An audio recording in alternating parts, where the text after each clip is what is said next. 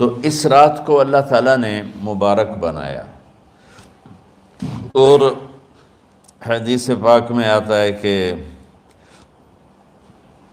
اللہ تعالیٰ اس رات میں ساری دنیا کے لوگوں کی بخشش فرماتا ہے سوائے 5 آدمیوں کے، 5 کے سوا سب اہل ایمان کی بخشش ہو جاتی۔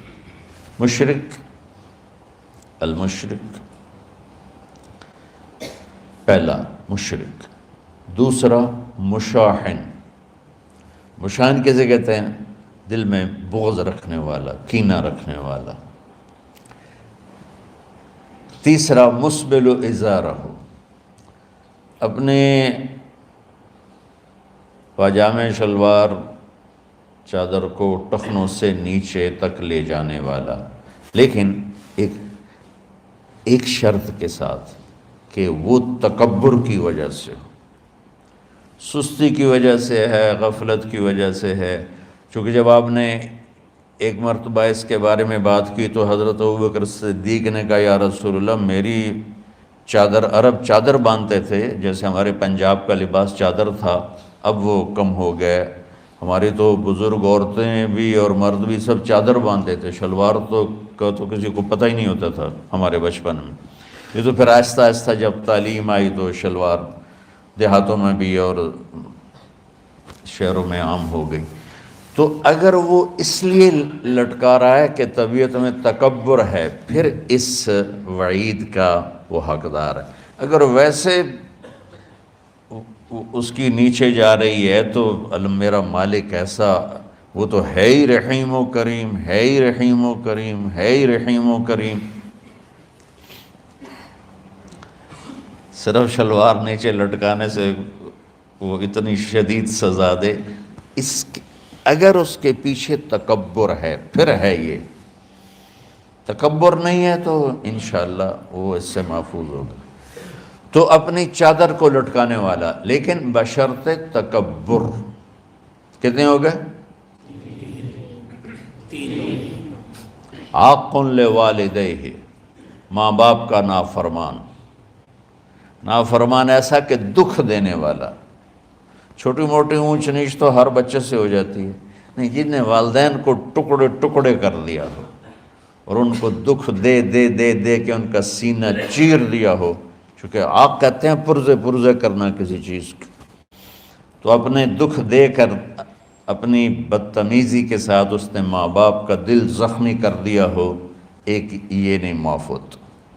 5واں مدمن خمر، مسلسل شراب پینے والا، مستقل جو شراب کا عادی ہو۔ ان 5 کو مؤخر کر دیا جاتا ہے۔ معافی نہیں ہونے کا مطلب یہ نہیں کہ اللہ تعالیٰ کبھی معاف نہیں کرے گا، معافی نہ ہونے کا مطلب یہ ہے کہ یہ 5 ایسے گناہ ہیں کہ اس کی وجہ سے بخشش رک جاتی ہے۔ اگر وہ شرک سے نکل آئے، وہ کینہ سے نکل آئے، وہ تکبر سے نکل آئے، وہ والدین کی نافرمانی سے نکل آئے، شراب چھوڑ دے، تو ان کی بھی بخشش ہو جاتی۔ جب کوئی توبہ کرے گا فوراً بخشش ہو جائے گی۔ نہ 15 شعبان کی ضرورت ہے، نہ لیلۃ القدر کی ضرورت ہے، نہ بیت اللہ جانے کے ساتھ توبہ کی شرط ہے۔ جہاں بھی وہ بیٹھ کے توبہ کرے گا، جس لمحے میں کرے گا، اسی وقت اس کی توبہ قبول ہوگی اور اللہ اس کے پچھلے سارے گناہوں کو معاف فرما دے گا۔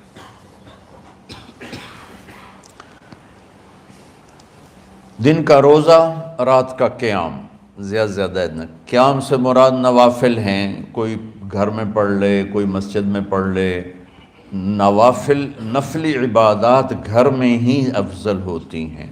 میرے نبی سنتیں ہمیشہ گھر سے پڑھ کے آتے تھے، تہجد اپنے گھر میں پڑھتے تھے، مسجد میں نہیں پڑھتے تھے، سوائے اعتکاف کے آپ اپنے نوافل سنتیں سب گھر میں پڑھتے تھے، اور مسجد میں صرف فرض آ کے ادا فرماتے تھے، اور اس کے بعد بیٹھنا ہوتا تھا تو بیٹھ جاتے تھے، اٹھنا ہوتا تھا تو اٹھ جاتے تھے۔ تو اعتدال اللہ کو ہر چیز میں پسند ہے۔ دنیا جو مختصر ہے اس میں کیسے پسند نہیں ہوگا؟ آخرت جیسے معاملے میں بھی اللہ ہم سے کہہ رہا ہے اعتدال امتن وسطا، ایسے عیسائیوں کی طرح ترک دنیا بھی نہ کرو، یہودیوں کی طرح دنیا کے پیچھے نہ پڑ جاؤ، رزق حلال بھی کماؤ، اپنے بچوں کو بھی دیکھو، اپنے فرائض کو بھی دیکھو جو دنیاوی ہیں، اور اللہ سے بھی اپنا معاملہ ٹھیک کرو اور درست کرو۔ بعد کے زمانے میں صحابہ کے بعد سے ہی ایک انتہا پسندی امت میں آئی، ساری ساری رات جاگنا، فلاں بزرگ تھے وہ رسے سے اپنے بالوں کو باندھ لیتے تھے کہ نماز پڑھتے پڑھتے جب نیند آئے اور جھٹکا لگے تو رسے سے بندھے ہوئے بالوں سے اس جھٹکے سے تکلیف ہو اور ان کی آنکھ کھل جائے اور پھر نفلوں میں شروع ہو جائے۔ ایک فلاں بزرگ تھے وہ اپنے آنکھوں میں نمک کا سرما لگاتے تھے تاکہ آنکھیں جل جائیں، اس میں وہ جلن پیدا ہو جائے اور نیند اڑ جائے۔ یہ ایسے واقعات بھرے پڑے ہیں۔ فلاں بزرگ تھے، انہوں نے 30 سال عشاء کے وضو سے فجر کی نماز ادا کی۔ یہ اپنی جگہ پہ بزرگی ہے، لیکن یہ بھائیو یہ دین ہم پیش نہیں کر سکتے۔ فلاں بزرگ تھے وہ 30 سال سے ستو کھا رہے تھے کہ روٹی کھانے اور ستو کھانے میں 70 دفعہ سبحان اللہ کا فرق پڑ جاتا ہے، تو روٹی کھائیں تو 70 دفعہ سبحان اللہ کم کہہ سکتے ہیں، اور ستو کھائیں تو 70 دفعہ سبحان اللہ زیادہ کہہ سکتے ہیں۔ تو لہٰذا انہوں نے کہا مجھے تو 30 سال ہو گئے، میں تو ستو کھا رہا ہوں، میں تو روٹی نہیں کھا رہا۔ یہ دین نہیں ہے، یعنی یہ وہ دین نہیں جو ہم انسانیت کو پیش کر سکتے، یہ تو لوگوں کو دوڑانے والی بات ہے۔ اور ایک آدمی ایک بزرگ سے ملنے گیا تو وہ نوافل پڑھ رہے تھے، وہ ظہر سے عصر تک نفل پڑھتے رہے، وہ ان کے انتظار میں بیٹھا رہا، پھر عصر سے مغرب تک وہ مراقبہ کرتے رہے، وہ انتظار میں بیٹھا رہا، پھر مغرب سے عشاء تک وہ نفل پڑھتے رہے، وہ بیچارہ انتظار کرتا رہا، پھر عشاء کے بعد پھر نفل شروع کیے تو تہجد تک نفل پڑھتے گئے اور وہ بیچارہ پیچھے بیٹھا ہوا۔ تو تہجد کے آخر میں ان کی مصلی پہ بیٹھے بیٹھے ایسے اونگ آ گئی، تو یوں جھٹکا لگا تو کہا یا اللہ میں اس آنکھ سے پناہ مانگتا ہوں جو سونے سے اس کا دل ہی نہیں بھرتا۔ اور پھر اس کے بعد فجر کی نماز پڑھ کے اشراق تک بیٹھے رہے، پھر اشراق پڑھے، اخیر وہ بیچارہ اٹھی کے واپس آ گیا، لگتا ہے نام تھا ویلی کوئی نہیں۔ تو وہ اس نے کسی سے پوچھا کہ یہ بزرگ کب سے یہ کر رہے ہیں؟ کہ پچھلے 30 سال سے کر رہے ہیں۔ یہ راہبانیت کی شکل ہے، یہ وہ دین نہیں جو ہم لوگوں کو پیش کریں گے تو وہ کہیں گے واہ واہ واہ واہ کیا دین ہے بھائی، قبول کرو۔ یہ ایک قسم کا غلو آیا۔ میں ایک حدیث سناتا ہوں، بخاری شریف میں بھی ہے، مجھے اب ہر شے بھول گئی، لیکن وہ ہے نہی الغلو، اس طرح کر کے آپ لوگ زیادہ جانتے ہوں گے جو پڑھ رہے ہیں، کہ غلو سے نہیں۔ حدیث آپ کو سب کو یاد ہوگی کہ 3 صحابہ آئے اللہ کے نبی کے گھر اور پوچھا کہ اللہ کے نبی رات کیسے گزارتے ہیں؟ تو گھر والوں نے کہا سوتے بھی ہیں، جاگتے بھی ہیں، کھاتے بھی ہیں۔ تو وہ تینوں آپس میں کہنے لگے وہ تو نبی ہیں، سوئیں بھی تو کوئی بات نہیں، اور شادی ہے کوئی بات نہیں، ہم تو نبی نہیں، ہمیں تو کچھ کرنا چاہیے۔ ایک نے کہا کہ میں ساری زندگی روزہ نہیں چھوڑوں گا، ایک نے کہا کہ میں ساری زندگی سوؤں گا نہیں، ایک نے کہا میں ساری زندگی شادی نہیں کروں گا۔ تو دیکھنے میں تو واہ واہ کیا بڑی بزرگی ہے بھائی، بڑے بزرگ ہیں۔ ہمارے نبی کو پتہ چلا، آپ نے تینوں کو بلا لیا، کہا تم مجھ سے زیادہ اللہ سے ڈرنے والے ہو، میں تم سے انا اتقاکم یا اخشاکم، الفاظ آپ لوگوں کو زیادہ یاد ہوں گے لیکن مفہوم میں صحیح پیش کر رہا ہوں۔ آپ نے کہا میں تم سے زیادہ اللہ کو جانتا ہوں، تم سے زیادہ اللہ سے ڈرتا ہوں، میں سوتا بھی ہوں، میں کھاتا بھی ہوں، میں روزے بھی رکھتا ہوں، میں چھوڑ بھی دیتا ہوں۔ میری بیویاں بھی ہیں، میں اپنی بیویوں کے پاس بھی جاتا ہوں۔ تم دین میں غلو سے بچو، پہلے امتوں کو ہلاک کر دیا دین میں غلو۔ دنیا میں غلو یعنی انتہا پسندی، ایکسٹریمسٹ ہونا، دنیا ہو یا دین ہو، دونوں میں اعتدال بچو، اللہ تعالیٰ کو پسند ہے۔ تو شعبان کے حوالے سے ایک علماء کا طبقہ اتنا رد میں گیا کہ ایسی نفی کر دی کہ جیسے ہے ہی کچھ نہیں، یہ بھی غلط ہے۔ ایک طبقہ وہ ہے جو پتہ نہیں کیا کچھ کرتا ہے شب برات کے نام پر، وہ بھی غلط۔ ساری حدیثوں کو ملا کر روزہ اور رات کا قیام، کہ رات کو اٹھ کے کچھ اللہ کو یاد کر لو۔ اب اس آیت میں بعض مفسرین سے غالباً بھول ہوئی، حامیم والکتاب المبین انا انزلناہ فی لیلۃ مبارکۃ انا کنا منذرین فیہا یفرق کل امر حکیم امرا من عندنا انا کنا مرسلین۔ یہ لیلۃ القدر ہے، انا انزلناہ فی لیلۃ مبارکۃ، یہاں دوسرا لیلہ مبارک رات میں ہم نے قرآن کو اتارا۔ دوسری آیت کو جوڑو، انا انزلناہ فی لیلۃ القدر، ہم نے قرآن کو لیلۃ القدر میں اتارا۔ تو وہ آیت اس آیت کا ترجمہ کر رہی کہ لیلۃ مبارک سے مراد لیلۃ القدر ہے، 15 شعبان نہیں۔ لیکن بعض مفسرین جو بڑے لوگ ہیں، لہذا ہم سب کا ادب احترام کرتے ہیں، لیکن رائے کا اختلاف وہیں بڑے علماء میں ہی ہے، تو اسی کو میں آپ کے سامنے نقل کر رہا ہوں، کوئی اپنی رائے نہیں دے رہا ہوں۔ تو ان سے یہ صاف ہو گیا کہ انہوں نے اس کو 15 شعبان بنا دیا۔ یہ 15 شعبان کی رات نہیں ہے، یہ لیلۃ القدر ہے، کہ جس میں وہ پورے سال کے احکام اعلان کر دیے جاتے ہیں، وہ شب قدر ہے۔ اس میں بھی معافی ہوتی ہے، اس میں بھی معافی ہوتی ہے، لیکن شب قدر تو قرآن سے صحیح احادیث سے ثابت ہے، اور شعبان کی رات ضعیف حدیثوں سے ثابت ہے، لیکن کثرت حسن لغیرہ اور امت کا عمل اس میں بہت بڑی گنجائش پیدا کرتا ہے۔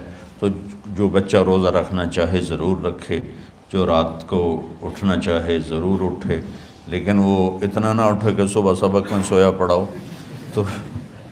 تو ایسی عبادت نہیں چاہیے کہ آپ اپنے طلب علم جو فرض ہے اس میں آپ سوئے پڑے ہوں، تو تمہارے خراٹوں سے سبق بھی متاثر ہو رہا ہو۔ تو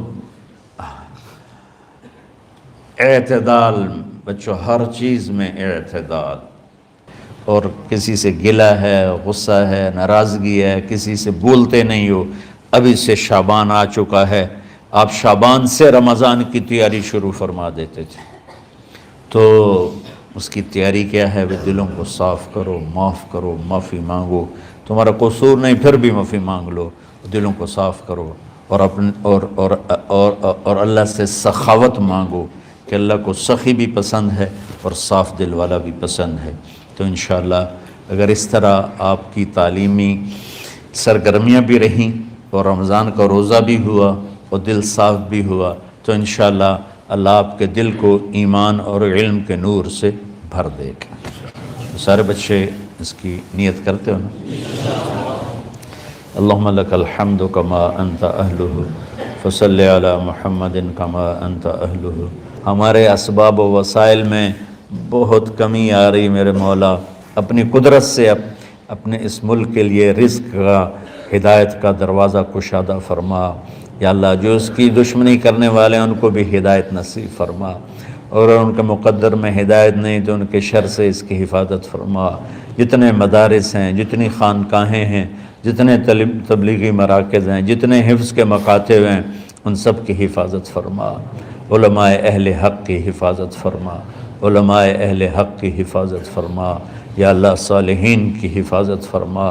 یا اللہ، احفظنا من بین ایدینا ومن خلفنا وعن ایماننا وعن شمائلنا ومن فوقنا ونعوذ بعظمتك من أن نغتال من تحتنا اللهم إنا نعوذ بك من الاغتيال اللهم إنا نعوذ بك من أن نغتال من تحتنا اللهم احفظنا من كل بلاء اللهم احفظنا من كل شر ومن كل بلاء وعافنا من كل شر ومن كل بلاء یا اللہ تو پوری امت پہ کرم فرما رحم فرما یا اللہ پوری امت کا کہ خون کی عزت کی جان کی مال کی بچوں کی بچیوں کی عزتوں کی حفاظت فرما پوری دنیا کے کفر کو ہدایت دے دے پوری دنیا کے غیر مسلموں کو ایمان دے دے امریکہ والوں کو ہدایت دے دے افریقہ والوں کو ہدایت دے دے یورپ والوں کو ہدایت دے دے ایشیا والوں کو ہدایت دے دے آسٹریلیا والوں کو ہدایت دے دے جو تجھے نہیں پہچانتے انہیں اپنی پہچان کرا دے ہمیں تو ذریعہ بنا لے ان تک اپنا پیغام پہنچانے کا اور تیرا تعارف کروانے کا تو ہماری زندگی اس کے لیے قبول فرما لے ان بچوں کو قبول فرما لے انہیں ہدایت کے چراغ بنا ہدایت کے سورج بنا ان کو ان کے والدین کو دنیا اور آخرت کی ہر خیر نصیب فرما ان پڑھانے والوں کو اس میں کام کرنے والوں کو دنیا اور تمام شاخوں میں پڑھنے والے پڑھانے والے خدمت کرنے والے کام کرنے والے ان کے بچوں کی حفاظت فرما ان کی دنیا بھی بھلی فرما ان کی آخرت بھی بھلی فرما اور یا اللہ امت کے جوڑنے کا کہ مدرسۃ الحسنین کو ذریعہ بنا دے امت کو جوڑنے کا مدرسۃ الحسنین کو ذریعہ بنا دے یا اللہ جو ایمان پہ تیری بارگاہ میں پہنچ گئے ان کے درجے بلند فرما ان کی قبریں روشن فرما ہم جو پیچھے آ رہے ہیں میں عافیت والی صحت والی سہولت والی زندگی دے اور ایمان والی موت عطا فرما یا اللہ امراض والی موت سے بچا ہسپتالوں والی موت سے بچا اغتیال والی موت سے بچا عافیت سلامتی والی ایمان کے ساتھ اپنی رضا کے ساتھ ہماری واپسی یا اللہ مقدر فرما یا اللہ جو بیمار ہیں جو بچے بیمار ہیں جو اساتذہ بیمار ہیں یا اللہ میں بھی تیرا حقیر فقیر بندہ بیماری میں چل رہا ہوں ہم سب کو صحت شفا کامل نصیب فرما صحت شفا کامل نصیب فرما یا اللہ صحت شفا کامل نصیب فرما یہ جو نکاح ہوا ہے ان میں بھی یا اللہ جان بین میں برکت نصیب فرما اور محبت نصیب فرما یا اللہ ہم سب سے راضی ہو جا توفنا مسلمین والحقنا بالصالحین غیر خزایا ولا مفتونین انک علی کل شیء قدیر ربنا آتنا فی الدنیا حسنہ وفی الآخرۃ حسنہ وقنا عذاب النار وصلی اللہ تعالی النبی الکریم آمین برحمتک یا